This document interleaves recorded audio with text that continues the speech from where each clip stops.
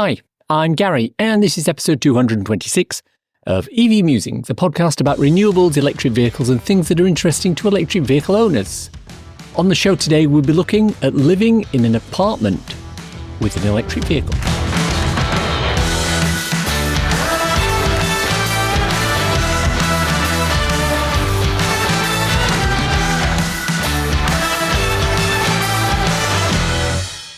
This season of the podcast is sponsored by ZapMap, the free-to-download app that helps EV drivers search, plan, and pay for their charging.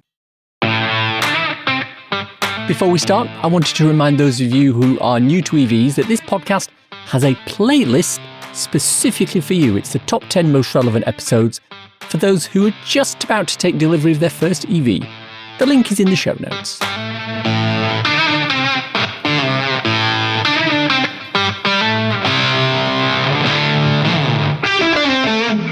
Our main topic of discussion today is living in an apartment with an electric vehicle. I talk often on this podcast about co-founder Simon Rowe. Now, if you're new to the show, Simon was a guest host with me for the first few episodes of the podcast. And at the time, he was one of the early adopters who bought a BMW i3 because he liked the tech and the car. And he wasn't worried about the fact that he didn't have the ability to charge where he lived. What was interesting about Simon's situation was that he actually had off-street parking for his car. He lived in an apartment block that had a car park on the grounds. In fact, as I recall, some of his neighbours actually had garages in that car park. So he had off-street parking, but he still couldn't charge his car. Why? Because there were no chargers installed at that location. And there are any number of reasons why there were no chargers, most of which were to do with the fact that they weren't installed as part of the original build a number of decades back. And nobody wanted to pay the cost of installing chargers, as there was just one renter in the apartment block who had an EV. This is an issue that I would imagine is happening all over the country and to a greater or lesser extent all over the world. So how do we solve this issue? Well, the problem's quite an interesting one.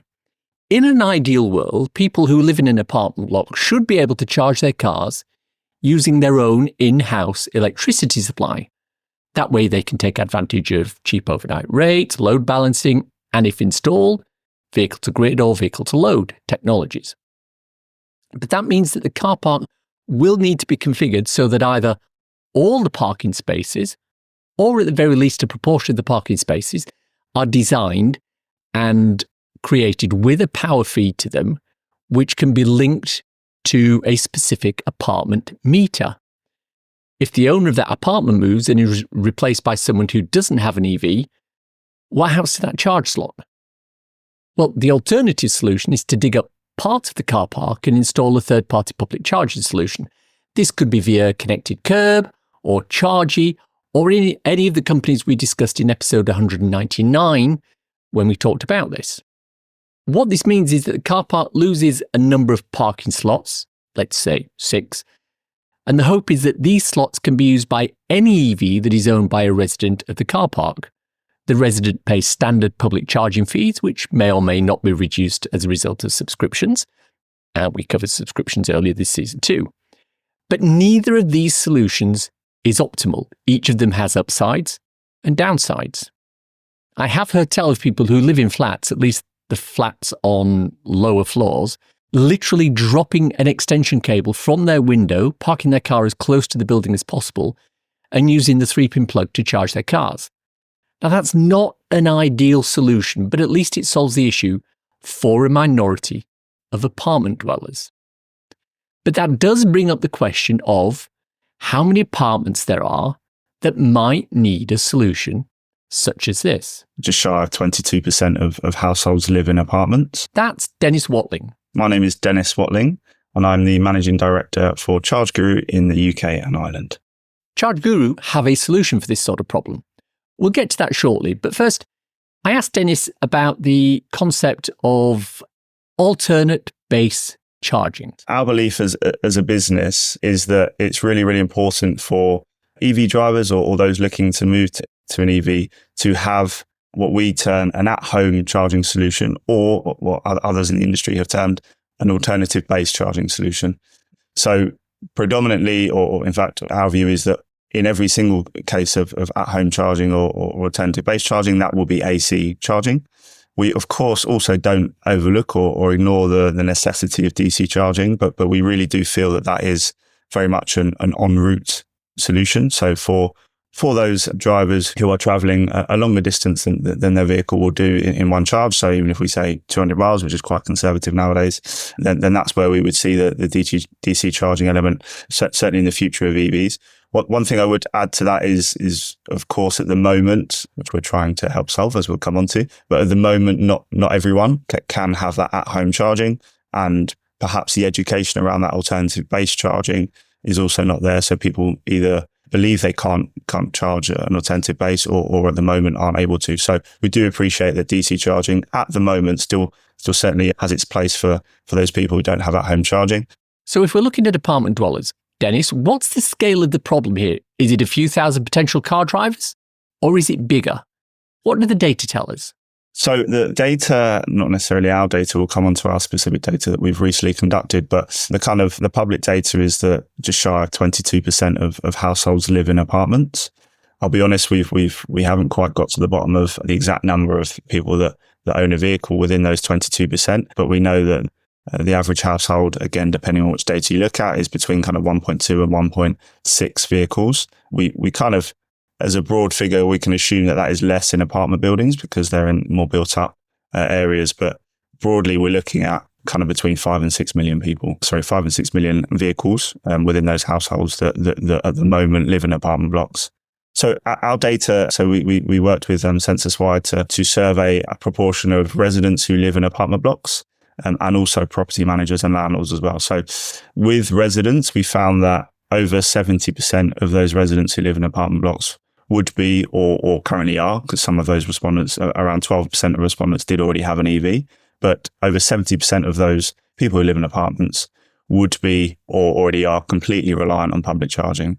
On top of that, what's quite really interesting is that around 50% of respondents, residents, said that it was a consideration. EV charging was a consideration, not their main one, but a consideration when they look to move to where they currently live. And a further 25% said that even though it wasn't a consideration when they moved to where they are, actually it would be in their next move. So the reason I mention that is because it's not just the ability to charge that is kind of hindering the EV transition, but what we're trying to highlight is the importance for property managers and landlords that, residents or potential residents are considering this in their next move.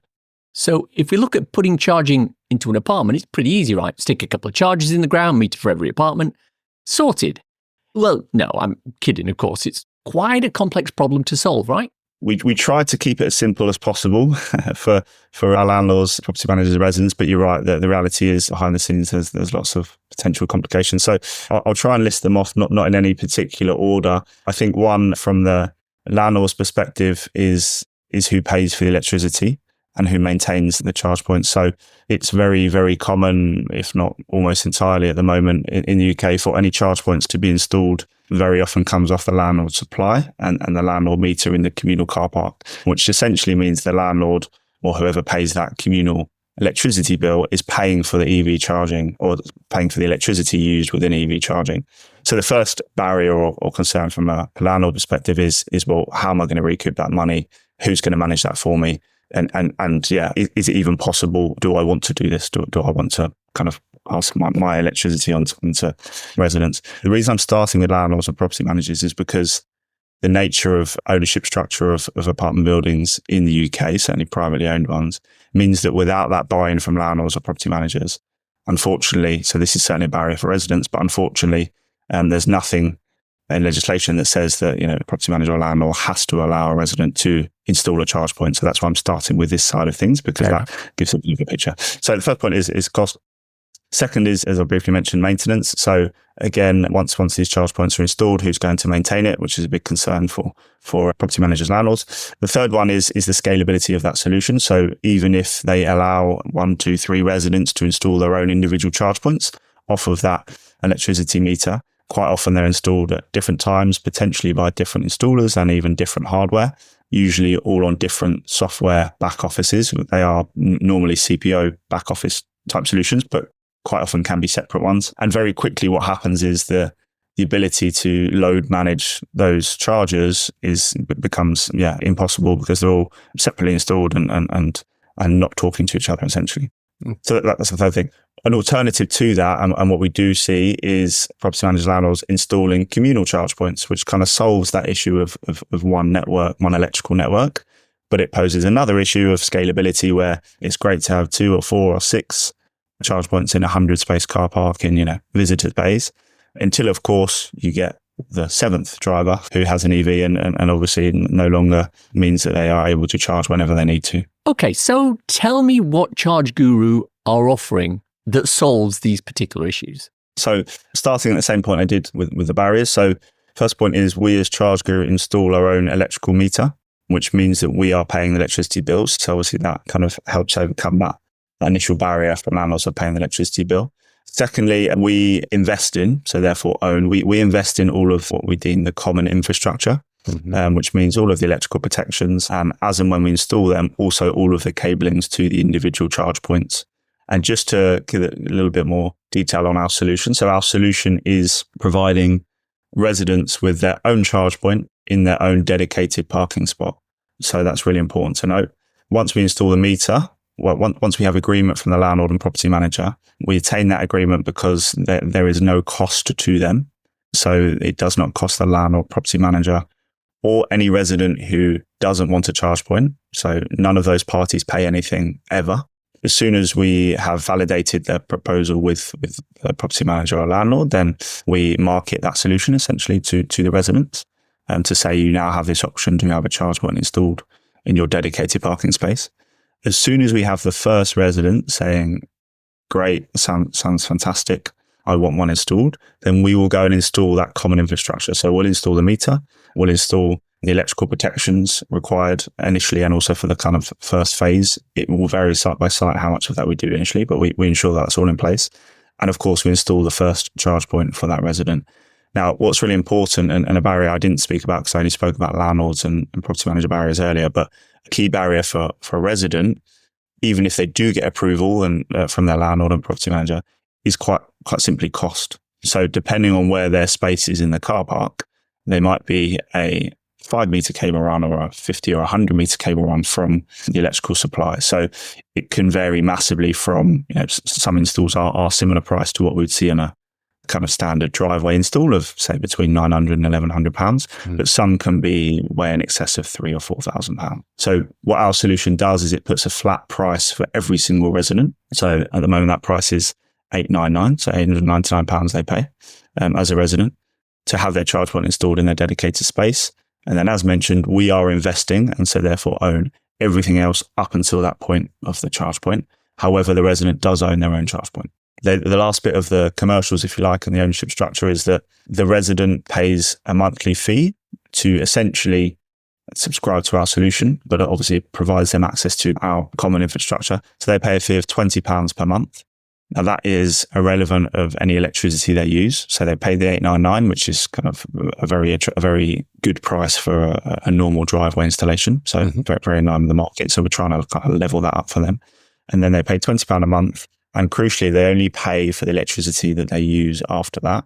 But the price is going to be around the domestic price cap, pence per kilowatt hour, that the resident is paying, which is a really, really important part of our solution, because as anyone in the industry knows, that the difference between charging at home versus on the public network is anywhere between 3 and up to 10 times more if you are able to get a 7 or 8p night rate.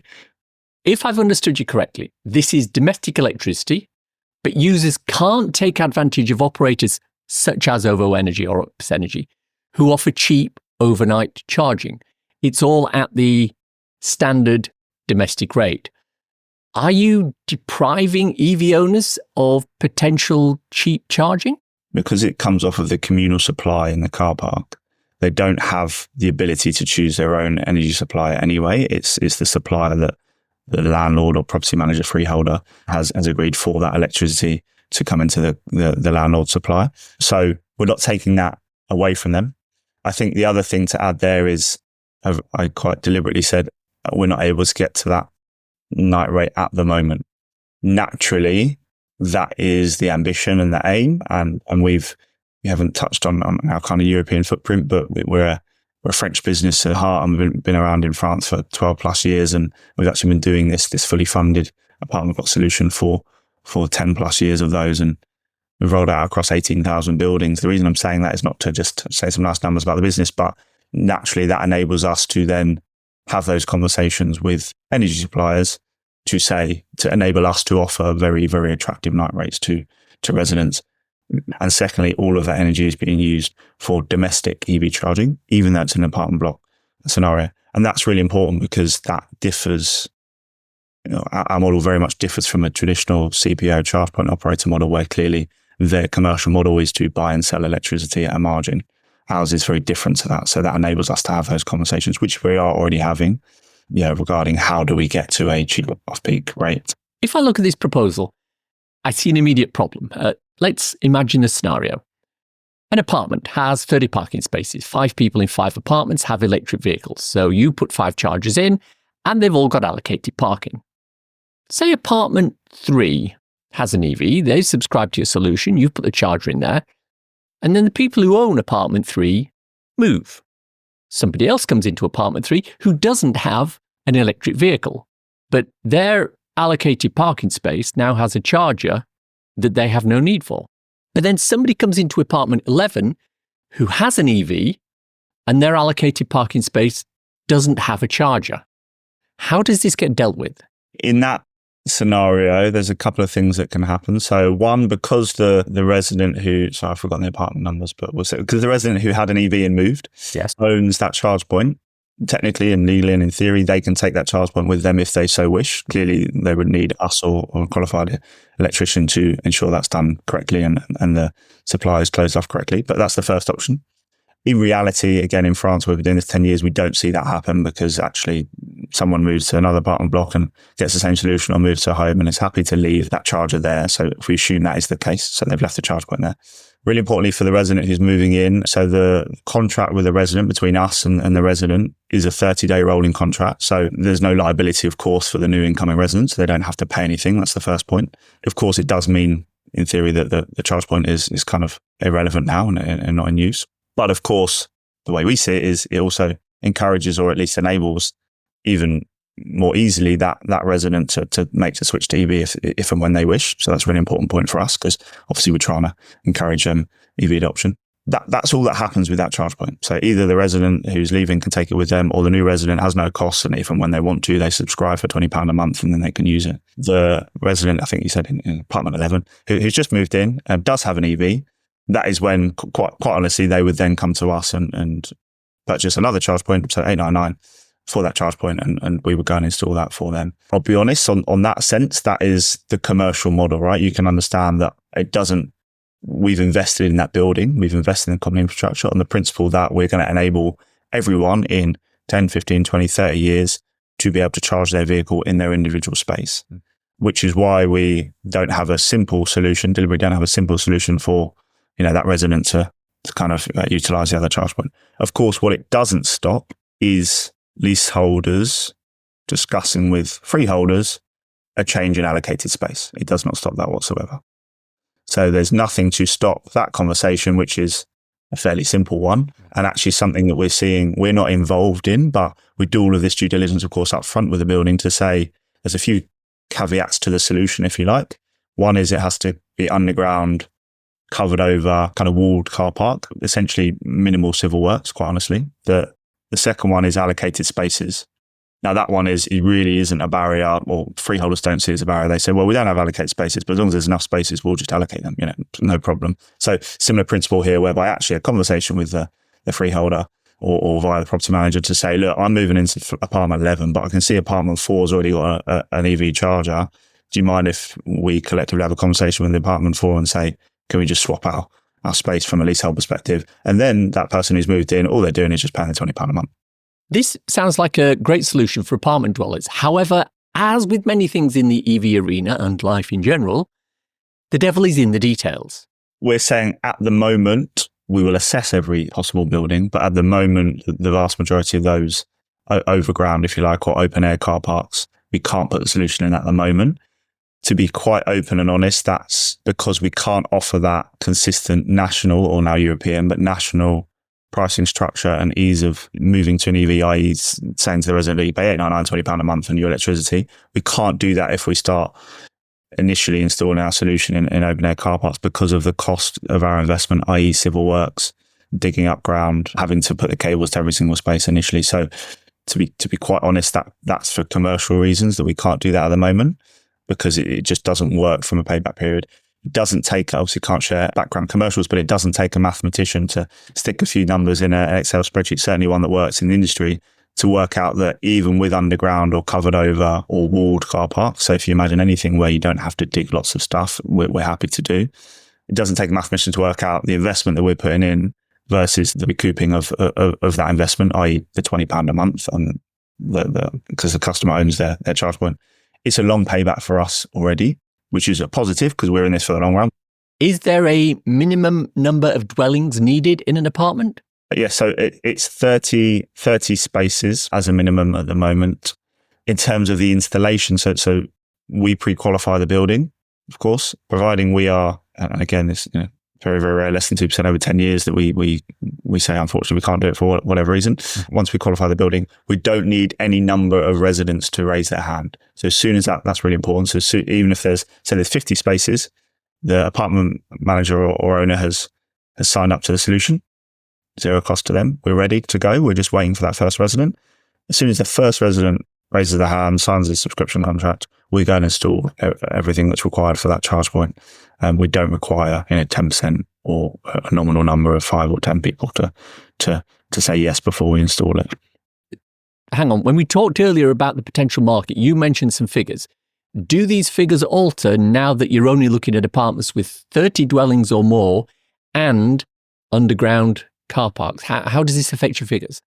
The short answer is we don't know for 100% because the data, despite our efforts and willingness to pay for certain data, the data isn't there to clearly define how many, what proportion of the apartment building stock is underground. The spaces is a little bit easier, but it's underground. It's another reason, really important reason, we're working with large property managers and freeholders, because they're able to say, right, well, this is our estate.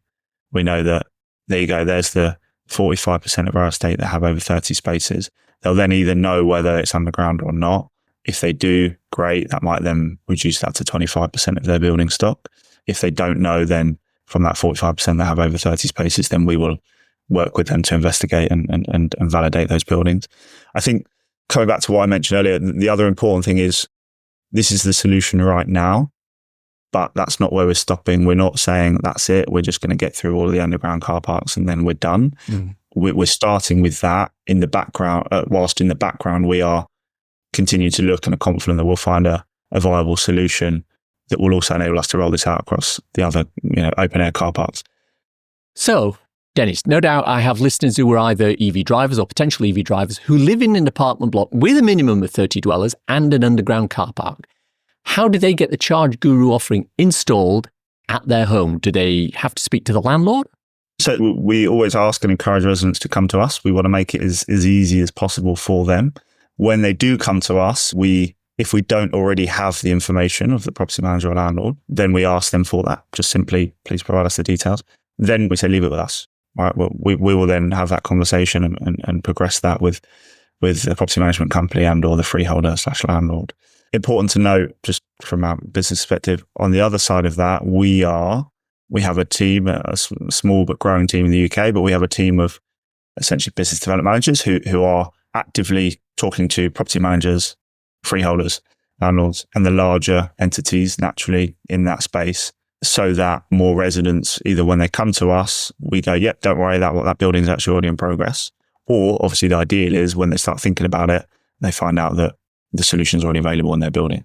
So we are doing that in the background. We're not reliant on residents coming to us and, we wait for the residents to come to us and then that's when we initiate it. We are doing that in the background, but of course we're not able to cover the whole building stock. So there's two routes for us. One is direct with those property managers and landlords, and the other is a lead from a resident who says, I would like this solution in my apartment block. And then that still feeds into the same process where we initiate the conversation with the landlord. Are there any live sites currently under the ChargeGuru offering? No, we don't at the moment. So we've only launched this offering back into March this year. And by launched, we mean, even started speaking to landlords, property managers about that. We do have our first handful of buildings, 12, 15 large apartment buildings who are signed up. So ready to go. And we're just going through the processes of technical evaluation and D&O application, etc. with those. So a chunk of those will be live certainly before the end of the year, but hopefully considerably sooner. Well, I've got to say that all sounds quite fantastic. I've got a couple of takeaways from our discussion with Dennis.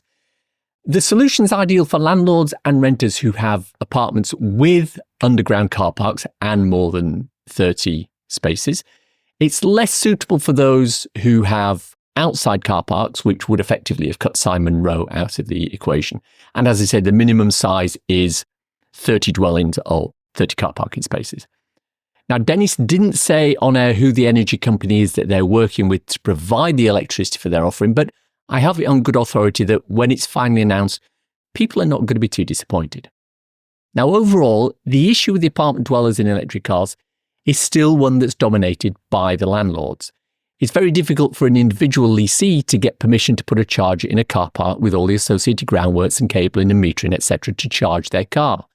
This needs approval from the landlord, as well as some sort of offering from a third party to make this happening. For those who don't meet the ChargeGuru criteria, therefore, it looks like you're going to be thrown to the mercy of one of the public charging networks, such as Chargy or Connected Curve. Now, obviously, there's nothing wrong with that, but it's not quite as neat a solution as ChargeGuru. This season, we're looking at raising the awareness of carbon literacy with our listeners, and one way we're doing that is with the Carbon Fact, as read by carbon literacy trainer Anne Snelson. Domestic flights have by far the greatest footprint of any transport method, at a whopping 246 grams per kilometre. National rail, coaches and electric vehicles have less than a fifth of that footprint, so please let the train take the strain whenever you can.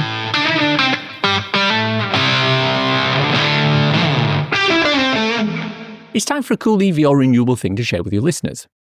Now, we've talked before on this show about wireless charging, and one of the things that people put forward as a reason why it won't work commercially is charging speeds. Well, in a recent test at the US Department of Energy's Oak Ridge National Laboratory, a Porsche Taycan set a new world record for wireless charging speeds when researchers managed to transfer a peak power of 270 kilowatts to the car. For the cognoscenti amongst us, that is the peak charging speed attainable on that version of the car being tested. The distance between the sender unit on the ground and the receiver on the car was 4.85 inches, with the system achieving an impressive efficiency of 95%. It was achieved using lightweight electromagnetic coupling coils, with a diameter of just over 19 inches to allow for higher power density in the smallest possible coil. This is similar to the systems found in the small computer devices like smartphones. But the main difference is the polyphase coils in the development Taycan feature rotating magnetic fields generated by the coil phase windings to boost the power. It's expected that Porsche and the coil manufacturers will continue working together in the near term to improve the system and make it smaller, more cost-effective, and easier to manufacture on a larger scale. The EV Musings podcast is sponsored by ZapMap, the go-to app for EV drivers in the UK, which helps EV drivers search, plan, and pay for their charging. ZapMap is free to download and use, with ZapMap Premium providing enhanced features which include using ZapMap in-car, on CarPlay or Android Auto, and helping with charging costs with both a pricing filter and a 5% discount on charging.